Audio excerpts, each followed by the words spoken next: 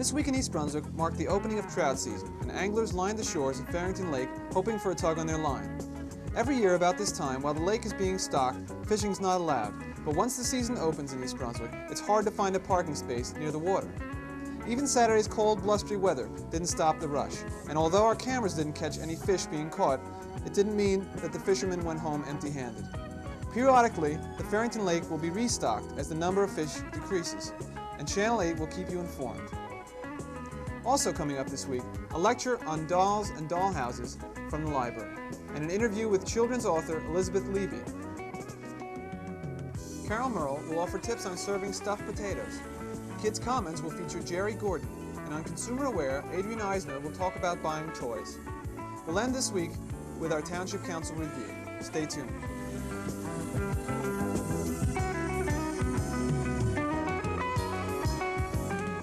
The East Brunswick Department of Public Safety will conduct its annual bicycle inspection and registration program during the week of April 16th to the 20th. That's next week, when schools will be closed for spring vacation. All bicycles with a seat height greater than 25 inches are required by the township ordinances to be registered and inspected each year. All bicycles should have an audible sound such as a bell or horn. Here are the times and dates for inspections. Monday, April 16th, 10 to noon, Irwin School and Willow Street Firehouse, 1 to 3, Chittick School. Tuesday, 10 to noon, Washington Heights Park, 1 to 3, Central School. Wednesday, 10 to noon, Lawrence Brook School, 1 to 3, Pine Ridge Park and Weber School. Thursday, 10 to noon, Memorial School and 1 to 3, Warnsdorfer School. Friday, 10 to noon, Frost School and 1 to 3, Bound Monroe School. Last Saturday, doll collector Patricia Frederica brought some of her collection to the library as part of the Arts Commission's Memories, Travel, and Treasure series. The dolls of the 19th century, some of which are in my collection, were played with very carefully by cautious boys and girls. The bisque and china head dolls were only allowed to be played with in some houses on certain days. Sometimes dolls were not allowed to be played with on Sundays. Usually during the week, the dolls that took most of the love and abuse were gollywogs, teddy bears, and stuffed rag dolls. When I was 9 years old, I took a book out of the library entitled The Wonderful Fashion Doll. This book was about a little girl who finds an antique doll in an attic. The doll's name was Pretty Please, and she came complete with a trunk full of tiny accessories. The book is now an out-of-print book. It is a collector's item, and whether you're 10, 30, or 50, it really will be a delight to read. The author has since passed away and never did get to write the second book that she wanted to. Well, I took this book out of the library every week until I was about 12. Every Saturday I would go and take this book out. I wanted an antique doll. I was captivated, I was hooked. I wrote to the woman, the author of the book, on the book jacket, included a little story about a woman who collected dolls and whose one doll in particular inspired her to write the book about the fashion doll. So in 1962, I guess I was around 10, I wrote to this woman. She was very kind. She sent me back lots of letters, photographs of her dolls, and gave me hints on collecting. It wasn't until 10 years later, however, that I finally did reach my goal. And I'd like to introduce you now to my first doll. This is Prudence. Prudence was made by Simon and Halbig in Germany in 1890. Simon and Halbig was one of the largest doll manufacturers of their time. They made very, very fine heads, and sometimes even France's prestigious Jumeau firm would purchase Simon and Halbig heads and put them on Jumeau bodies, with wigs glued tightly on, covering the German marks. These dolls sometimes passed for French. Prudence has a bisque head. Her body is stuffed with sawdust and kid. Her hands are bisque. She has an open mouth with molded teeth. In other words, when her mold was formed, her teeth were already in the mold. She has stationary brown glass eyes. She has pierced ears, dimpled chin, and I personally think she's just beautiful.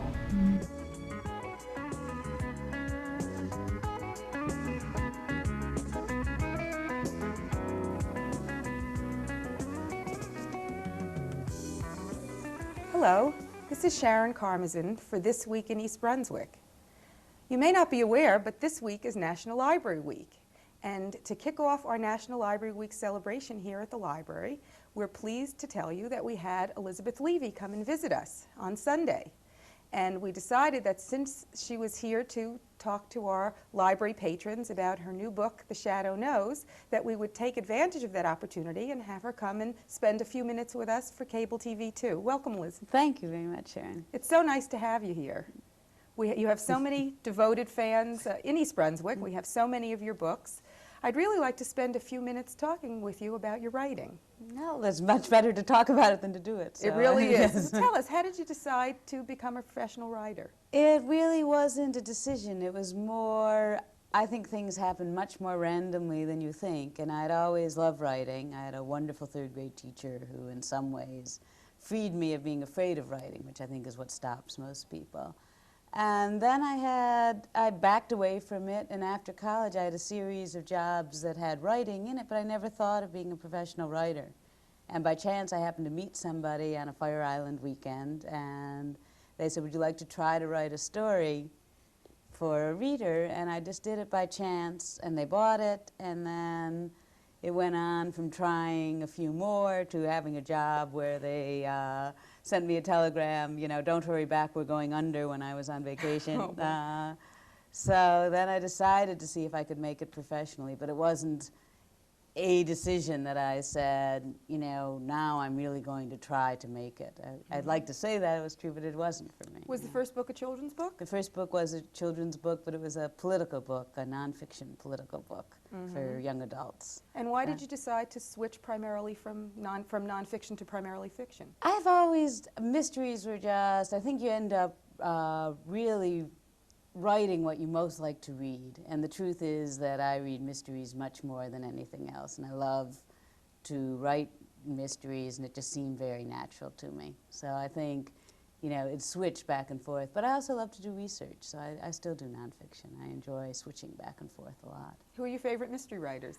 Oh, Nagio Marsh, Josephine Tay, Nero Wolfe. I'm one of the charter members of the Nero Wolfe Society. I sometimes even think Fletcher, who's a big dog in the Something Queer books who never moves, is my tribute to Nero Wolfe, who's a very fat detective who also never moves, if people know those books. So.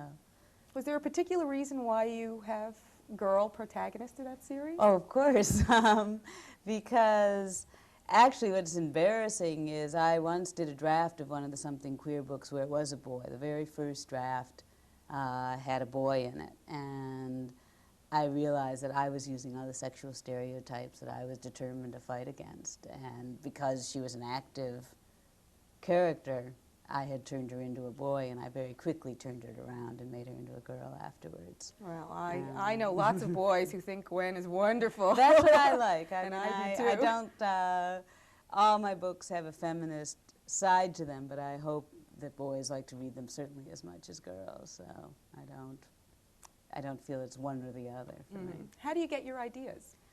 Almost from everything that I've, you know, sometimes I feel like you're cannibalizing your life, but it's true. Everything that I do or eat or, you know, think about becomes part of the book. So, you know, if it's baseball, if the Mets by chance are winning, that was in 1973, then I'll write about baseball or whatever.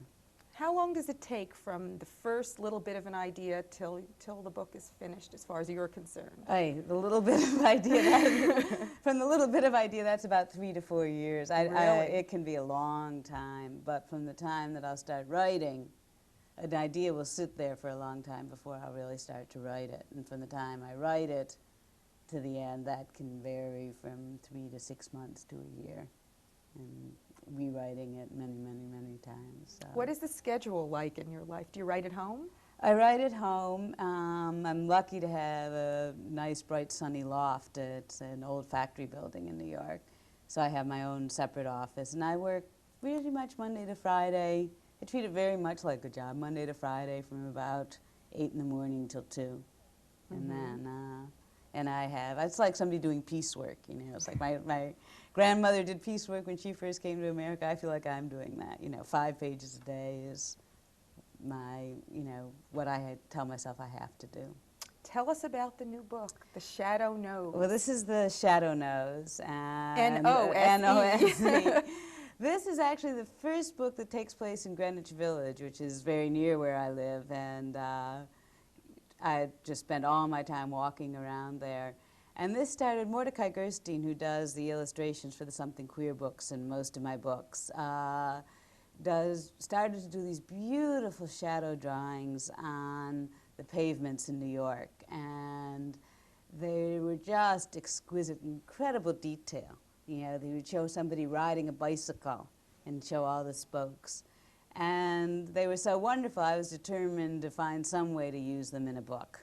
And so that's The cart came where, before the horse. right, that was one of the things that I kept trying to do, is different things that I would use, and that's where that came from. And what's the book about? And the book, well, I don't want to tell everybody. Just You have tell to us read it. a little but teeny bit. The book is about a character named Lamont, and he was named after Lamont Krasenston from the Shadow Knows radio show, and he complains to his parents that it's like being named Mork, you know, no one is going to want to be named Mork. And the shadows start appearing around Greenwich Village, and everybody thinks, because his father's an artist and he is too, that he did them. And then it turns out that somebody is blackmailing the people who did the shadows, so it's much more serious that he's being accused of it. And then he the plot has to, thickens, yes, eh? and he has to prove that he didn't do it. I won't tell who did it. Well, but- okay. People know that the book is available here at the library. They can come to the children's department and ask for The Shadow Knows. And I do want to show everybody what Elizabeth is going to get while she's here. It's one of our Read Aloud Crowd T-shirts, because in addition to being here today for cable TV, she's also going to be doing a taping for us from The Shadow Knows. So you'll get a little bit of the beginning of the book if you stay tuned on Channel 8 in the near future. Not only Liz, but a number of other people, some of whom probably will be quite a surprise to you, will be on Channel 8 reading aloud from their favorite books. And we hope that maybe some of you out there would like to consider reading from your favorite book. If you would, please give a call to the Children's Department at 390-6789, and we maybe can arrange for you to come on and read aloud too. Well, Liz, thanks so much for being here. We look forward to seeing your tape of The Shadow Knows. Well, thank you, and you'll see me running with that shirt in Central Park. So if Okay, anybody, well, you'll definitely be the only one in Central think Park I to will have be, one, because yeah. it's a real limited edition. Well, thank you very much. Thanks so much for being here. This is Sharon Karmazin from the library. Until next time. Coming up next, Gourmet Cooking the Easy Way.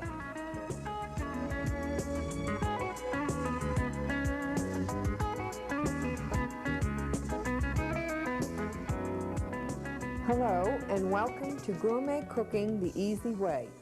I'm Carol Merle, Director of Food Services in East Brunswick Schools, and I'm in the Chittick School kitchen with Carol Palumbo, Head Cook, Bound Monroe School.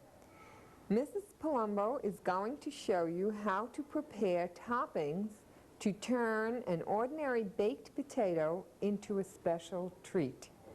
We have baked lots of potatoes in advance, and first Mrs. Palumbo will make a chicken and pine nut topping. For 4 potatoes, combine 4 tablespoons of cooked shredded chicken and 4 tablespoons of chopped steamed broccoli with 1 tablespoon of roasted pine nuts or walnuts if you wish. She has added the scooped out potatoes to that. And she's restuffing the potato.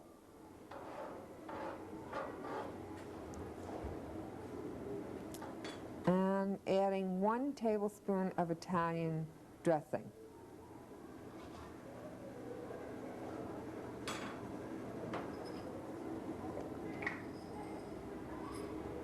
And the nuts on top. Okay. Now Mrs. Palumbo will do a taco topping. She is browning ½ a pound of ground beef with a chopped onion on top of the stove, and this usually takes about 5 minutes.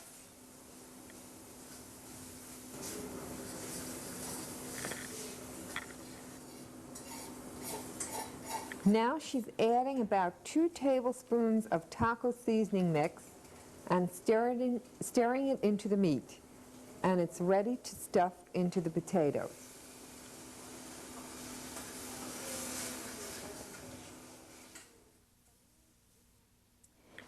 Finally, she has an easy cheddar cheese sauce.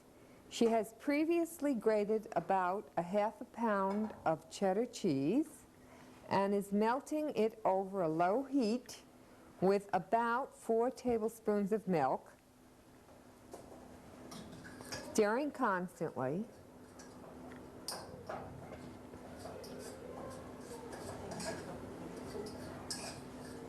Until it's a smooth consistency.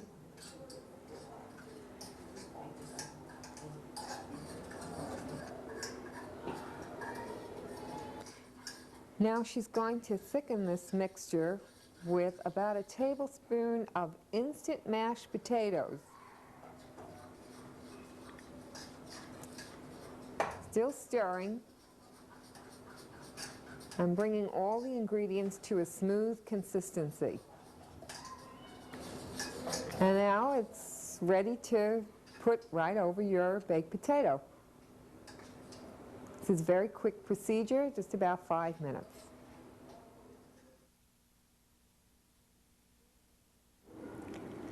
There you have 3 ways to make potatoes a delicious meal. For a light supper or lunch, just add a salad and a piece of fruit for dessert. Next on Kids Comments, Jerry Gordon reviews The 21 Balloons by William Du Bois.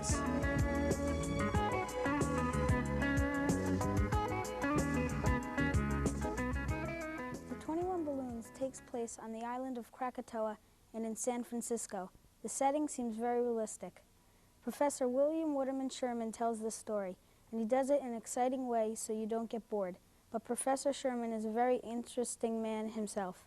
In this story, Professor Sherman is in a balloon over the Atlantic Ocean when a seagull, who is eating a fish on top of the balloon, pops it, and the professor crashes down on the island of Krakatoa.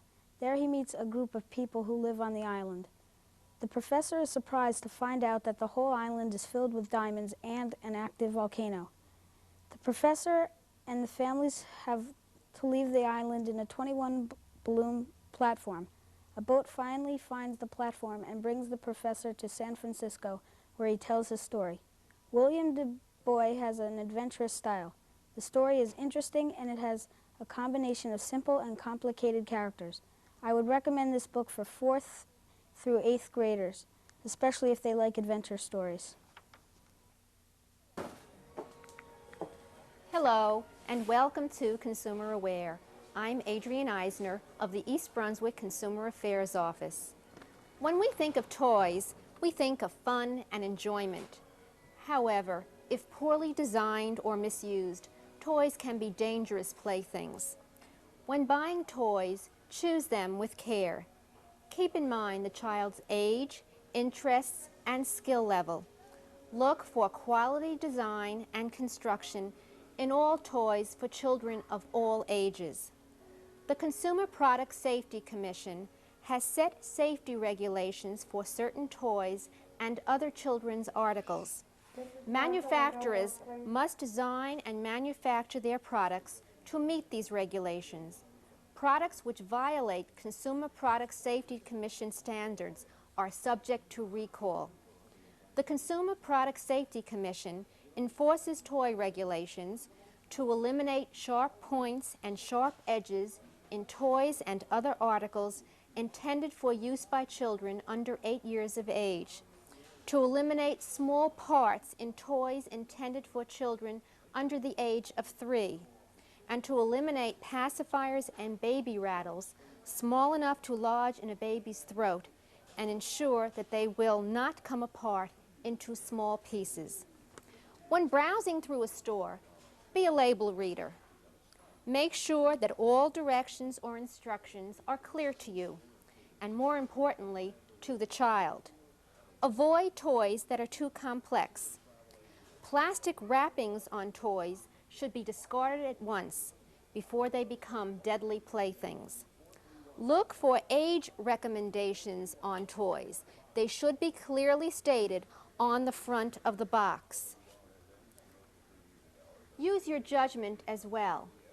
If the child has not reached the maturity level of the age recommended on the box, wait a while before you buy that particular toy. Look for other safety labels, including non-toxic on painted toys, flame retardant, flame resistant on fabric products, and washable hygienic materials on stuffed toys and dolls. You should also be sure to check all toys periodically for breakage and potential hazards. A dangerous toy should be thrown away or repainted immediately. Watch out particularly for sharp edges and points. Make sure that button eyes on dolls and teddy bears are securely attached. For your child's sake and for yours, please take the time to consider these important safety tips on toy purchases. And thank you for joining me on Consumer Aware. At this week's Township Council meeting, a report of a special assessment board dealing with improvements to water lines along Cranberry Road was adopted. This will result in a total increase of $56,000 in property taxes to be levied on those whose properties increased in value due to the new 29-inch water main. Township Attorney Bertram Bush referred back to a special assessment at Harts Lane to explain the new assessment.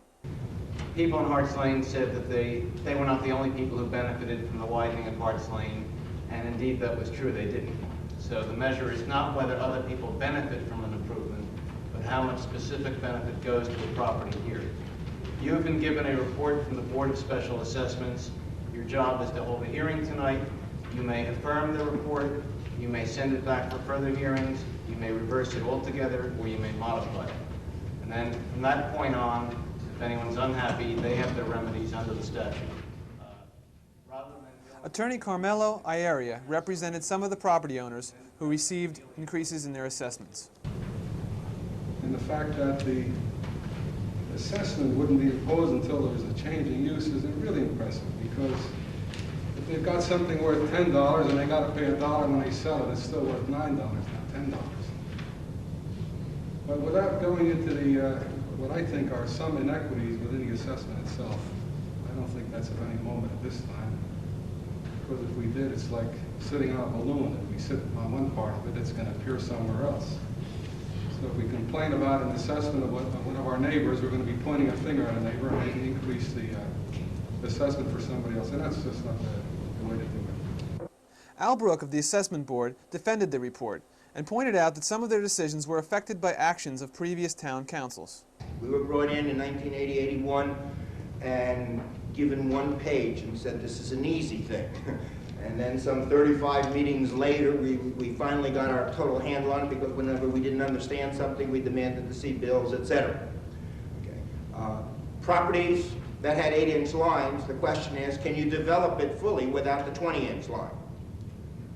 It is our feeling that there is no one that's treated unfairly here. Homeowners are not being charged, property owners are. There's a big difference.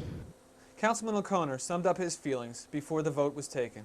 You know, obviously the question before us tonight is whether we affirm or not affirm the findings of the assessment board, but I have been living with this for the past couple of years, as the assessment board has, and in my opinion, to Mr. Weber's point, the ultimate payer is going to be the homeowner. It's the method by which that comes about.